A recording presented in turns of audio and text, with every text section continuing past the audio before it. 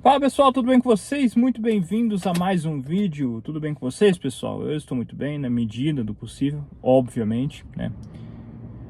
Bom, pessoal, eu aqui nesse vídeo vou tentar fazer uma análise, né? Mesmo que não muito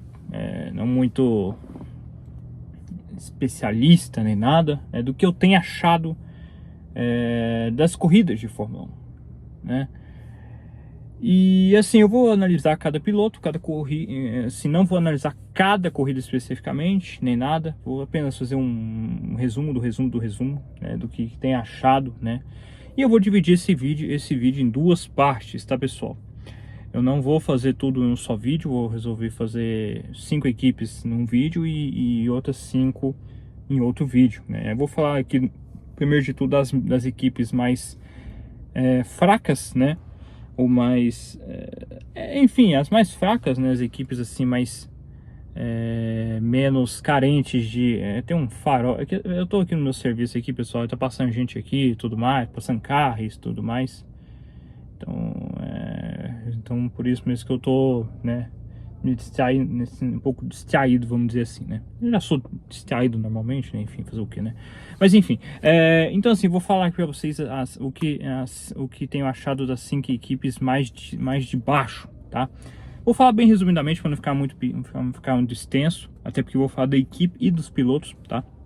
Então vamos lá, né? Lembrando a minha opinião, tá? Não quer dizer que eu esteja 100% correto do que estou dizendo, nem nada, é apenas opinião, acho que não deva ser tão levado a sério assim, tá? Bom, eu vou começar falando pela Haas, tá, pessoal? A Haas, na minha visão, é uma equipe assim que eu estou muito surpreso positivamente com a equipe, tá, pessoal? É uma equipe que, na minha opinião,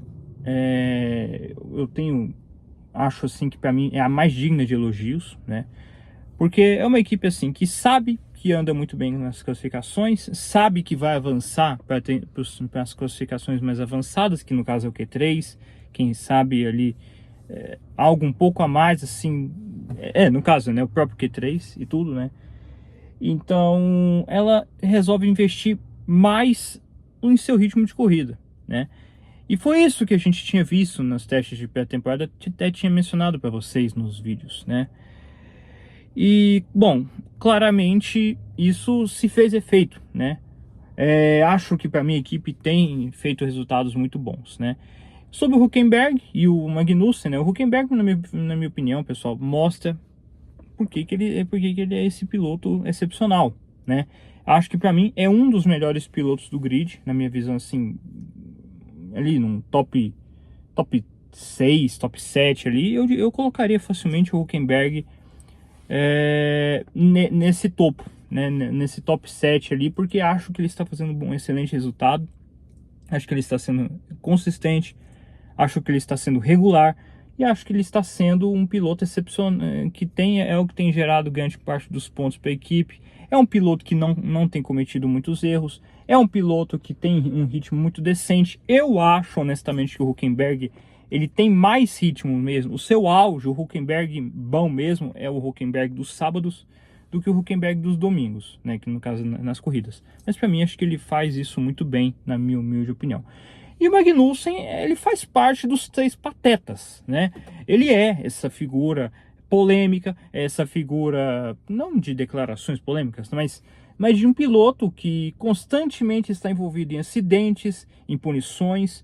E é isso, não tem agregado muito para a equipe Haas, né? Fez ponto ele junto com o Hülkenberg, agora não estou lembrado se é no GP da Austrália, né? Lembrando aqui, né, pessoal, estou falando de um médio de 5 corridas, né? Pode ser que tudo mude, né? Pode ser que tudo mude com o percorrer da temporada, mas é isso que eu penso em 5 corridas, em 5 corridas até então, né? Então, assim, o Magnussen tem sido uma aberração, né? Assim, eu não sei. O intuito do Magnussen, honestamente, aqui tá a luz aqui, tá, pessoal? Que é a luz de tempo, né? Então tá um pouco escuro agora, né? Imagina.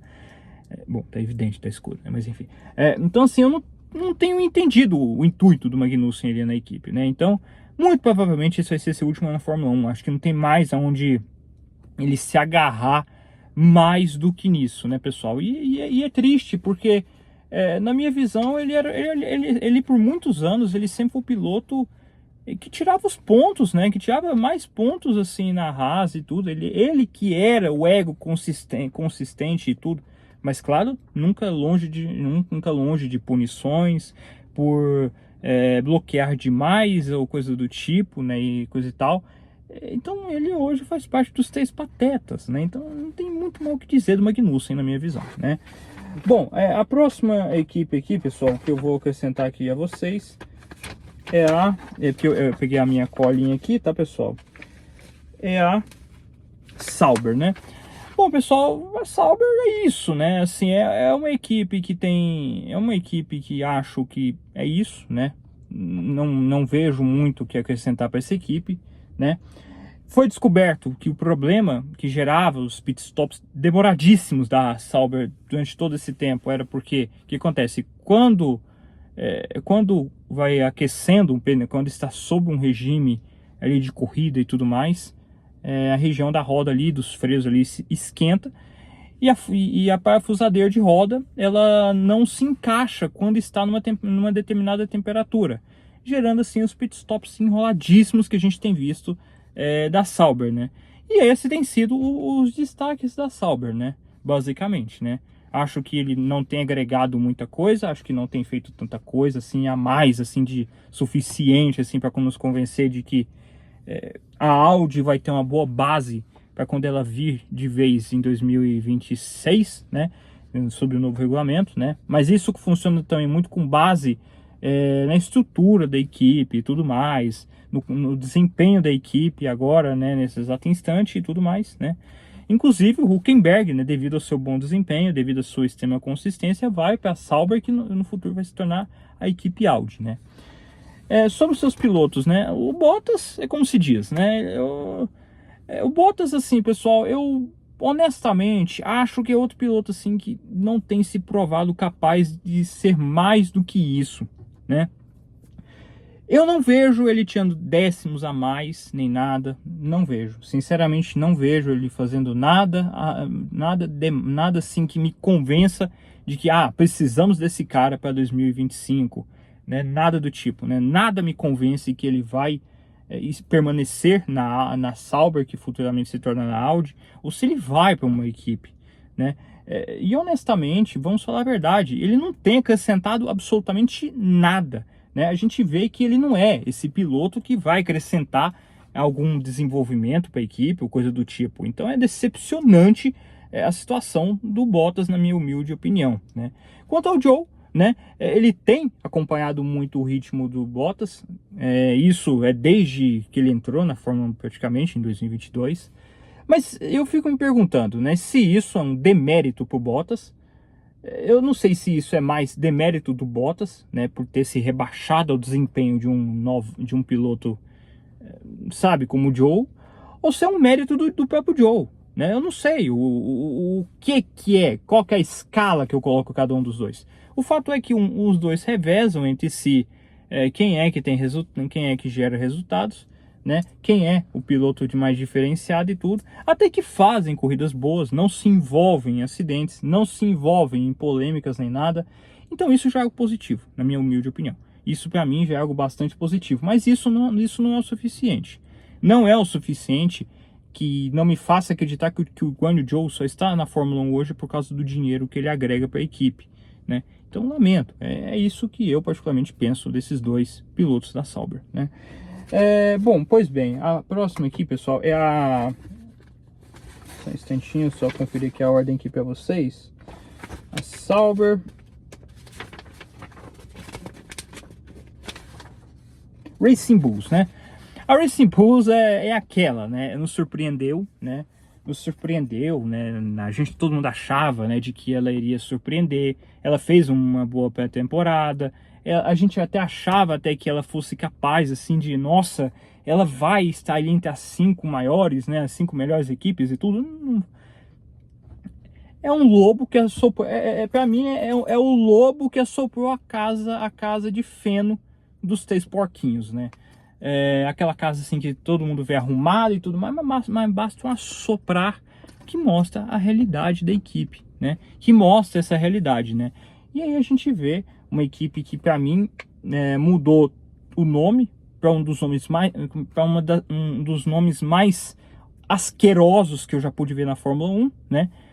E eu me recuso a falar o nome desta equipe por completo aqui, porque meus vídeos já são demorados o suficiente, né?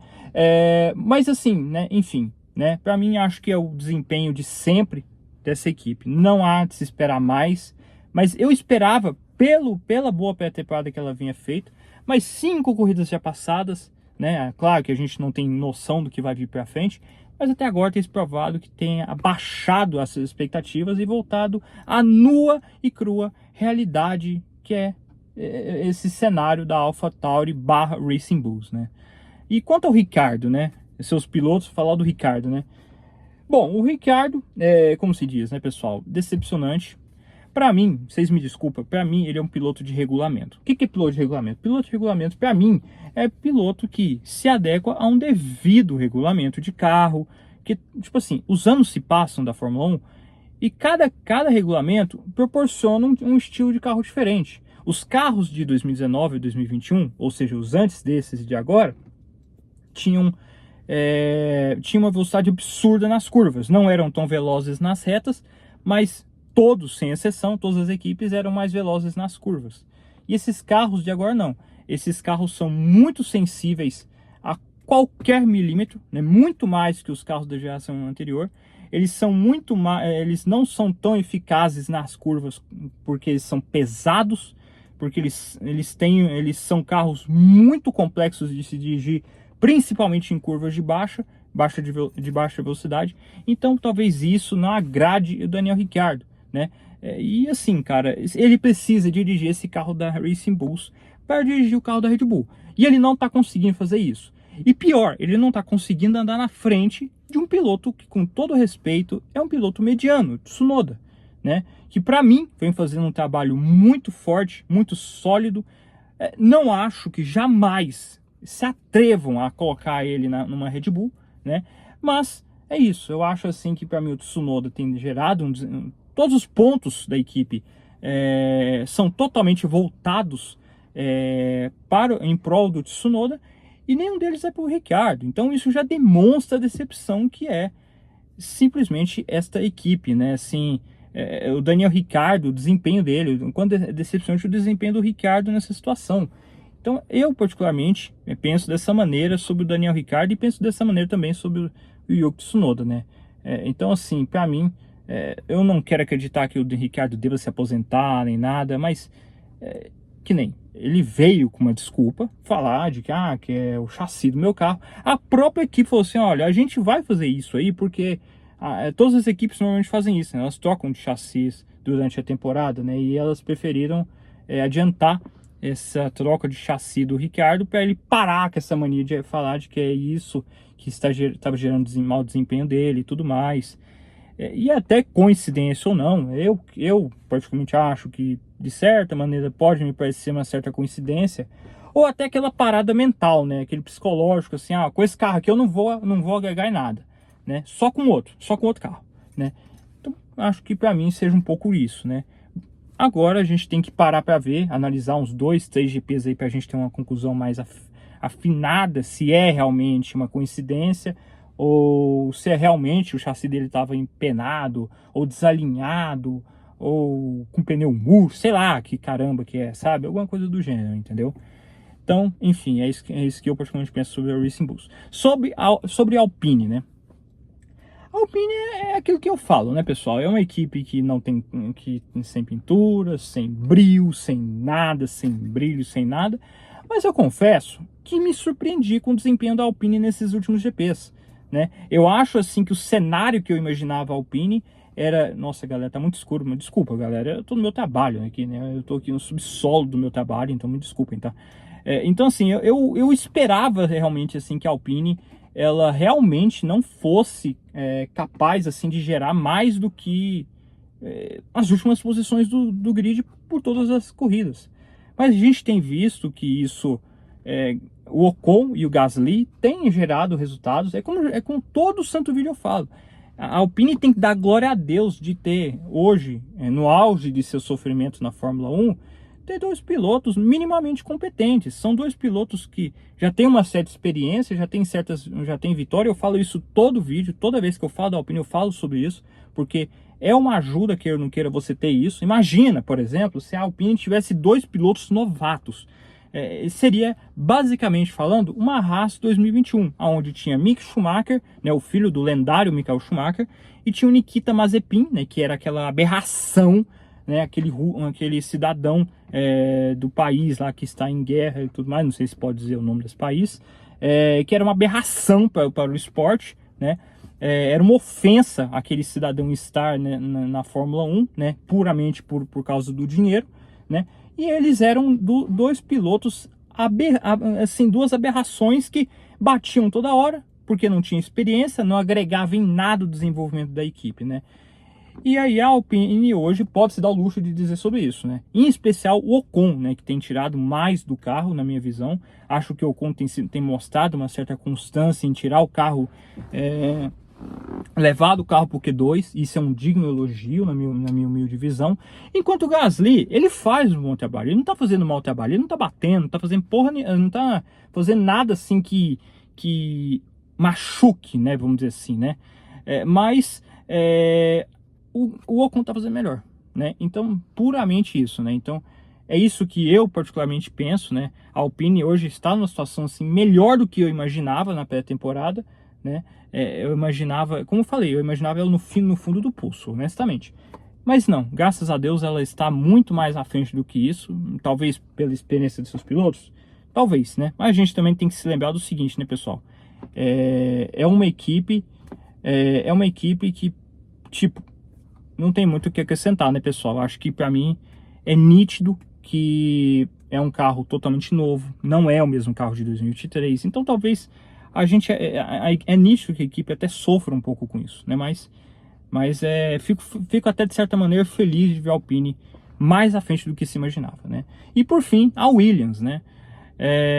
A Williams, na minha humilde opinião, é outra equipe que também decidiu apelar para fazer um carro praticamente do zero.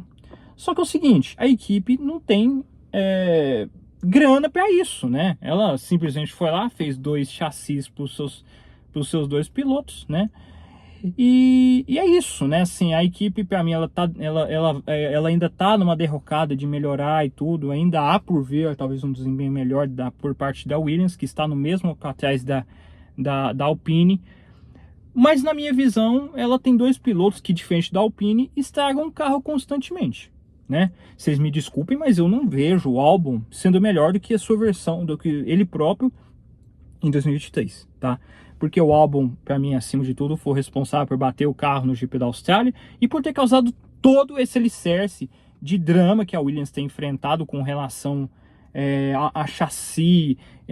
Porra, velho, assim, para pensar aqui comigo. Uma Williams, você que nasceu nos anos 90, você que nasceu nos anos 80, você imaginava na sua vida ver a Williams numa situação patética, aonde ela tem simplesmente só dois chassis, um deles quebra, aí ela tem que poupar um dos seus pilotos, que no caso foi o Logan Sargent no GP da Austrália, para sacrificar ele, para deixar o seu piloto principal correr, por causa que não tem carro reserva. É uma aberração isso, honestamente. É absurdo isso, assim, ainda mais vindo da Williams, na minha humilde opinião, né? E aí, o Logan Sargent, é nítido que ele sentiu aquilo que aconteceu com ele no GP da Austrália, né? Onde a Williams tirou dele o carro que ele estava andando para ceder para o Albon que bateu o carro naquele GP. E ele ficou sem carro, o Sargent que não havia batido o carro, e até ali ele não tinha tido acidentes, né? E aí a gente vê 2 GPs depois que isso talvez prejudicou aqui na cabecinha dele, porque ele se sentiu talvez um incompetente, porque porra, meu desempenho é uma merda, os caras preferem ajudar o outro cara de lá, o outro cara do outro lado da garagem, né? E não a mim, que tem feito isso, né? Claro que o Albon é muito melhor do que o Sargent, né? Mas é nítido, assim, que você vê que o psicológico do Sargent ficou bastante, talvez, afetado por isso, né? E talvez eu até compreenda ele ter sido afetado com isso. O problema é que ele se apossou disso, né? e ele tem sentido acidentes em todos os GPs que participou desde então é um pouco decepcionante isso para ele, né? Quanto ao álbum, como eu falei, não é o melhor álbum que eu já vi, mas é isso aí, é o cara que vai levar essa equipe pra frente, é um cara que tem meus elogios, porque acho que é um cara muito empenhado e tudo. Então eu acredito que para mim ele tenha o devido potencial para gerar algum tipo de desempenho desse carro da Alpine, quer dizer, desse carro da Williams, né, pessoal? Então é isso aí, eu falei da Williams, da Alpine, da Racing Bulls, da Sauber e da Haas, né? Então, aí no próximo vídeo eu vou falar de Red Bull, Ferrari, Aston Martin, McLaren e Mercedes, tá, pessoal? No mais, é isso aí, um fortíssimo abraço a todos e falou, galerinha, é nóis!